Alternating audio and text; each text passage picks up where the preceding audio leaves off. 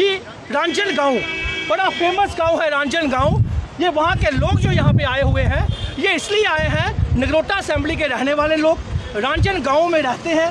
जम्मू से 7 से 10 किलोमीटर पास है, वहाँ तक पानी नहीं पहुँचा पा रही जम्मू कश्मीर की गवर्नमेंट। जम्मू कश्मीर का प्रशासन, चीफ इंजीनियर वहाँ तक पानी नहीं, छठे दिन पानी आता है।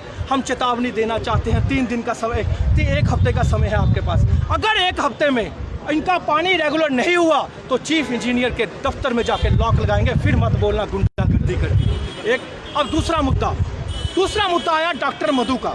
डॉक्टर मधु, आपने देखा कि एक ही शहर जम्मू कश्मीर में 89 एमएलएज के बीच में एक एमएलए ऐसा है जो जितने भी जम्मू कश्मीर के एमएलएज हैं, जब वो हॉस्पिटलों में जाते हैं, वो कब जाते हैं? वो तब जाते हैं जब कोई ट्रेजेडी हो जाती है, कोई हमला हो जाता है, उनको देखने जाते हैं। लेकिन हमारा महराज मलिक, आम आदमी पार्टी का एमएलए, वो हमेशा जीएमसी डोडा में विजिट करता था, हर जगह विजिट करता था कि आखिर उनके लोगों का क्या हालत है। जब वो विजिट करना स्टार्ट किया, उसको कंप्लेंट आई कि यहाँ पे बहुत से लोगों की प्रॉब्लम आ रही है, यहाँ पे डॉक्टर जो है वो तानाशाही कर रहे हैं, खासकर कि डॉक्टर मधु जो है वो प्राइवेट क्लिनिक, अपना प्राइवेट क्लिनिक खोल के बैठी हुई है, बुलाती है और मोटे पैसे लूटती है।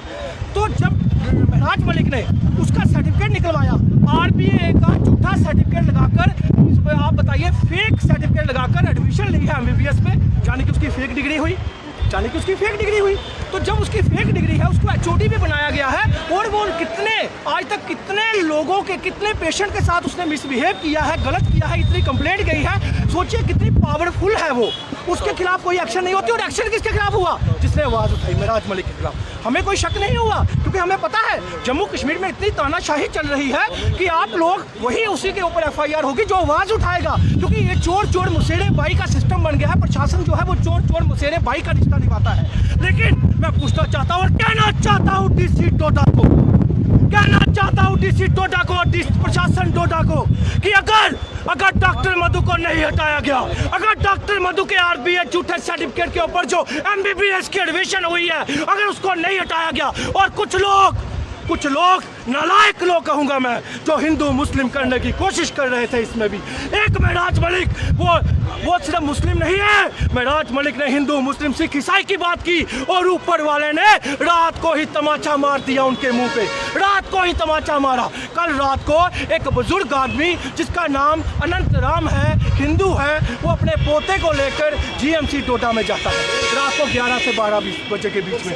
वो स्ट्रेट टॉक पे न्यूज़ भी चली है, और वो जब स्ट्रेट टॉक पे न्यूज़ चली है, जब वो डोडा जीएमसी डोडा जाता है तो वहाँ का स्टाफ उसको कहता है कि मेरे पोते को यूरिन में ब्लड आ रहा है, कहता जाइए नाई के पास कटवा लीजिए, यानी कि सैलून बार्बर के पास जाके कटवा लीजिए।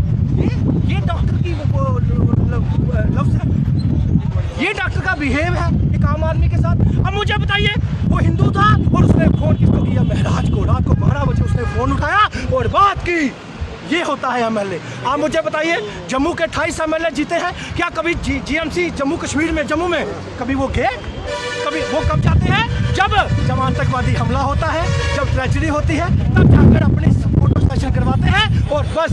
लेकिन हमारा महराज मलिक जो है वो हर एक गरीब का आवाज़ बनता जा रहा है, हर एक गरीब का मुद्दा जाता है। शायद इसी वजह से डाइजेस्ट नहीं हो रहा, और प्रशासन को कहना चाहते हैं, डीसी डोडा को कहना चाहते हैं कि हमें पता है डॉक्टर मधु बहुत पावरफुल है, क्योंकि चोर चोर मुसेरे भाई उनके साथ मिल गए हैं। लेकिन एक चीज़ याद रखिएगा, जब आप पूरा प्रूफ देने के बाद, आरबीए का सर्टिफिकेट, झूठा फेक सर्टिफिकेट लगाने के बाद अगर उस पर एक्शन नहीं हुआ, तो ठीक 1 हफ्ते के बाद अगर उसमें नौकरी उसकी नहीं गई, उसकी नौकरी छीनी नहीं गई, अगर टीम बनाकर उसको बाहर नहीं निकाला गया, अगर उसको फिर भी वहाँ पे एचओडी रखा, तो यह याद रखिएगा कि पूरे जम्मू कश्मीर में हर जगह प्रोटेस्ट होगा, रोड ब्लॉक होंगे, जब तक।